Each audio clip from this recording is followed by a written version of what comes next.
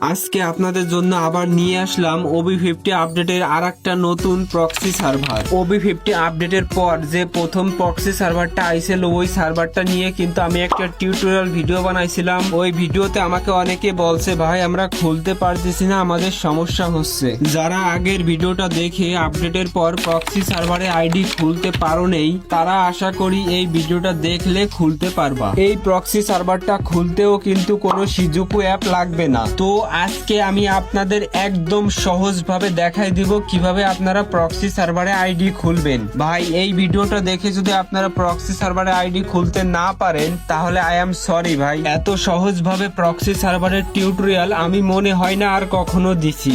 আর বেশি বক বক না করি, আপনারা ভিডিওটাতে একটা লাইক করে দেন এবং আমি টিউটোরিয়াল ভিডিওটা শুরু করি। এই নিউ ভার্সনের প্রক্সি সার্ভারে আইডি খুলতে হলে আপনার প্রথমে লাগবে ডিসকর্ড, যেটা আপনারা প্লে স্টোরে পেয়ে যাবেন।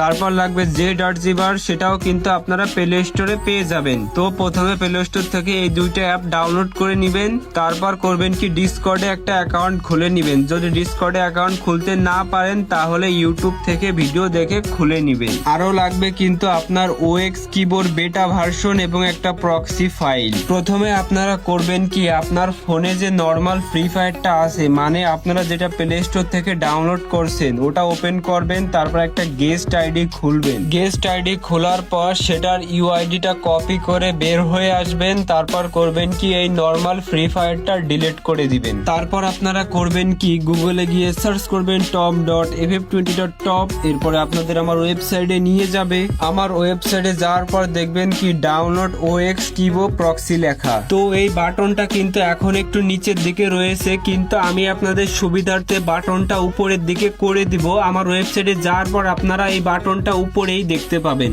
আপনারা করবেন কি ওই বাটনে চাপ দিয়ে ওর ভিতরে ঢুকবেন। তারপর দেখবেন কি আমি ওখানে OX কিবোর্ড বেটা ভার্সন এবং প্রক্সি ফাইলটা একসাথে দিয়ে রেখেছি। আপনারা প্রথমে ওখান থেকে ওটা ডাউনলোড করে নেবেন। এটা ডাউনলোড হতে থাক। এইবার আপনারা করবেন কি গুগলে গিয়ে সার্চ করবেন কিবো মোডস অনলাইন। এটা লিখে সার্চ করার পর প্রথম যে ওয়েবসাইটটা আসবে ওখানে একটা চাপ দিবেন। ওখানে চাপ দেওয়ার পর কিছু সেকেন্ড ওয়েট করবেন। তারপর দেখবেন কি আপনাদের এই জায়গায় নিয়ে আসবে। এই জায়গায় আসার পর যদি কোনো অ্যাডস এর ভিতরে ঢুকিয়ে নিতে যায় তাহলে আপনারা করবেন কি ব্যাক বাটনে চাপ দিয়ে ব্যাক চলে আসবেন। যদি অ্যাড আসে অ্যাডটা কেটে দিবেন। তারপর আবার করবেন কি কন্টিনিউ উইথ ডিসকর্ড, ওখানে একটা চাপ দিবেন। ওখানে চাপ দেওয়ার পর আপনাদের সামনে আর একটা সাইট আসবে, মানে ওইখানে করতে হবে কি আপনি ডিসকর্ড আইডিটা যে জিমেইল এবং পাসওয়ার্ড দিয়ে খুলছিলেন ওটা বসাই ওখানে লগ ইন করবেন। তারপর আপনাদের সামনে এই পেজটা আসবে। আমার আগে থেকে লগ ইন করা ছিল বলে আমার আর লগ ইন করা লাগেনি। এখানে আসার পর নিচে যে অথরাইজ লেখা ওখানে একটা চাপ দিবেন। তারপর কিছু সেকেন্ড ওয়েট করবেন। এইবার আপনাদের এইখানে নিয়ে আসবে।